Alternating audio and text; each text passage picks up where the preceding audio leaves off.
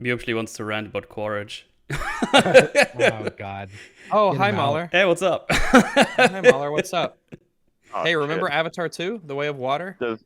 I'm trying to be quick here because I'm in the outside world. I was listening, and I imagine you may have covered it at some point, but I'm still very angry at the whole Quaritch situation. And so I want to explain why I wanted to see a little girl get killed. All right? Yeah. Fine with this. Okay. I'm gonna work from the ground up here. I'm gonna try and win a position here from an unfavorable one. So, because you've covered a lot of the scenes, there's one that really pisses me off, right? Where the ship is like falling apart. There's a couple of guys left, and it's like, oh, they've got your two daughters or whatever. Jake, what are we gonna do? And he's like, Jake, you know when I told you I'd kill your son or whoever the fuck if you didn't abide by my rules, and then I totally didn't? Well, this time I'm definitely going to do it. Do not test my resolve. And I remember watching it and thinking, like, He please, specifically says, do not actually... test my resolve. That's not a paraphrase. And so then he just watches Jake clear out his men one by one by one Yeah. by one by one. He just watches it happen. I was begging him to kill the little girl. Oh, I was no. like, come on, Oh, blast no. her brains out, dude, please. And what's funny is that you'd be like, oh, wow, that's a little bit dark. It's like, nah, it would have made me respect him. The man that they failed to characterize is a man of like, you serious right now? You're just killing all of these, you know, courageous, loyal soldiers who are doing the job. I've got a knife to your daughter's throat. And you're doing this? Like, fucking hell. Oh, what? And I happen what to shit know parent are you? that this is the only way that I will stop you easily. And so what you needed was Jake to be like, I'm hero man, and I'm just gonna kill them all, save my daughters, it'll be great. And he's like slashing through and beating them all up, and then he just goes, Jake. And you see him in the distance, and he just fucking slashes their throat. Yeah. And you'd be like, and just stare at him. Just be like, you did this. So I don't know I what. told you were killing all my dudes. I told him not to Absolutely set one of the those- alarms off. James Cameron's supposed to know how stories work. You set the stakes. What is This it? man what is wrote the stake here? Terminator It's like, 2, Yeah. Aliens. those children. It's like, oh my god, that's terrible. How are we going to get in? It's like, let's subvert it. Let's pretend to give up. You know, all the usual things you see in movies. But no, Yeah. he's like, I'm just going to attack him head on, and it'll work. Yeah. Not Okay. even I'll Yeah. attack him head on. I'll just like give him plenty of time as I slink around, killing all of his guys who magically can't hit me. Which I guess to understand like the nature of what's happening in that scene, the ship is destroyed. It's nighttime because of an eclipse. There's like probably 30, 40 humans on that ship, and a few of his Na'vi like Avatar soldiers.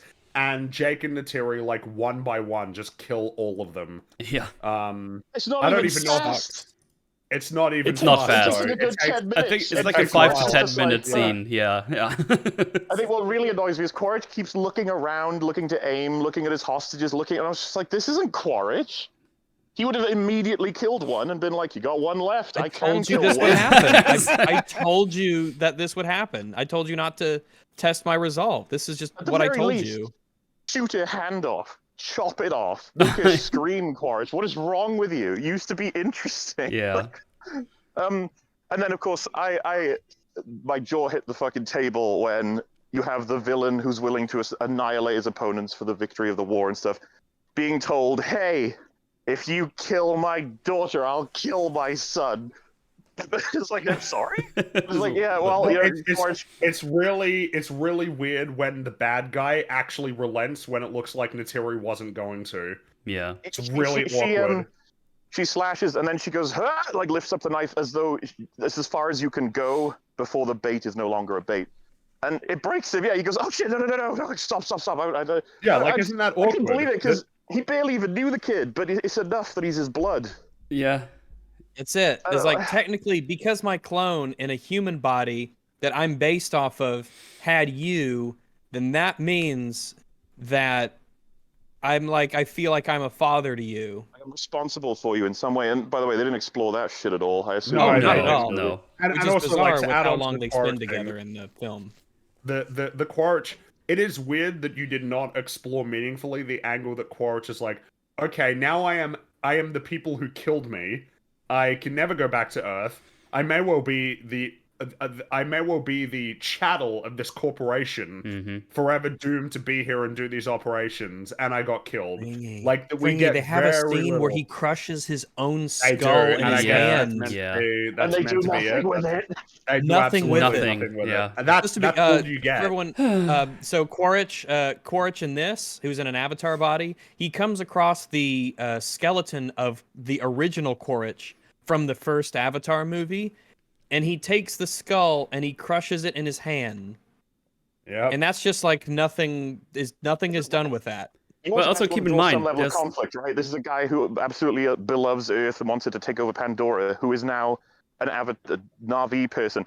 What about if the conflict is, as much as I think humans deserve to win, man, are we inferior, like physiologically or whatever? You don't do anything with it. You don't, like, There's oh, nothing. He imagine, doesn't have an well, existential like, crisis. Imagine if he comes to the perspective, like, imagine if he's like, humans had to work harder than the Na'vi to, like, get where they are. Humans had to, like, transcend a lot of the restrictions that they had that the Na'vi don't. Because I guess this might be a worthwhile time to touch on it. I think that the way that they present Pandora as, like, a planet is incredibly shallow. There's something interesting to be said about Earth and whether there is, like, a global consciousness with the way that everything on this planet, like, causes some sort of, you know, like knock-on effect to something else on the planet, the way that animals interact with other animals, the symbiotic and the adversarial relationships that animals have, how like broad weather patterns can create these massive changes in the behavior that's exhibited by a lot of the things that live on this planet. And of course, that human beings as an emergent species, like as a consciousness that is, you know, in a sense, you could be like, oh, well, everything that's alive is kind of like the universe observing itself, and how like humanity is building up a global network that shares information. That in a sense, that's all birthed from like Earth being a living planet. And it's kind of, and that's like an interesting thought to have. In Pandora, it's way more simple. The planet does have a consciousness. It has like neural pathways. The people are connected to that directly, symbiotically, biologically. They can like transfer their memories and like all of their experiences directly into like a data bank that can be accessed by people. And they have direct symbiotic connections with several of the animals on the planet that make those animals subservient to their will. And like that's what's presented. Isn't that way shallower than like what actually exists in reality? yes. It's facilitating their writing goals, 100%. Yeah, pretty much. People will say like, "Oh, it's allegory for our world." It's like, no, that's pretty much just cheating. It's not a very good one though, because like for instance, here's an easy example. Let's take the human and the dog. How does the human and the dog relationship emerge? Essentially, it was a place where humans had a benefit that they received from dogs, and the dogs received a benefit from humans. And certain dogs accepted those benefits from humans and then lived with humans, and then gradually over time, almost unknowingly, we ended up in a relationship where humans and dogs have like a really deep connection compared to other animals that exist on this planet. Same goes for cats, same goes for horses. That happened gradually over the course of thousands of years, but we do not have like a direct biological connection to those animals. No. It's entirely Where like they a become your behavioral slaves. thing. Yeah, where they do exactly what you say and are completely subservient to your will. It's more No, we're complicated cat than that, but slaves. it's But we- interesting, isn't it? Like that's something that comes about. But here it's like, oh, you connect your tail to the banshee, and the banshee is now subservient to your will. It's like, isn't that like, that's not cool? That's not like how it works with a dog, where you have to like build rapport with the dog. Yeah, you have to train establish that it they're your and- buddy and train it to do things for you. And if you don't treat it well, it won't do those things for you. Yeah. But they present Yes. it way shallower, and I think that on a surface level, you're like, oh, that's so interesting that the planet has a global consciousness. It's like, I think that that's the surface level reading. The more thorough reading is, oh, it's kind of like shallow and lame, actually. Like it's like the fact that at the end of the film, Jake is able to connect his tail thing to the spirit tree underwater and just get direct emotions played back to him of like experiences that he had in the past, like direct memories.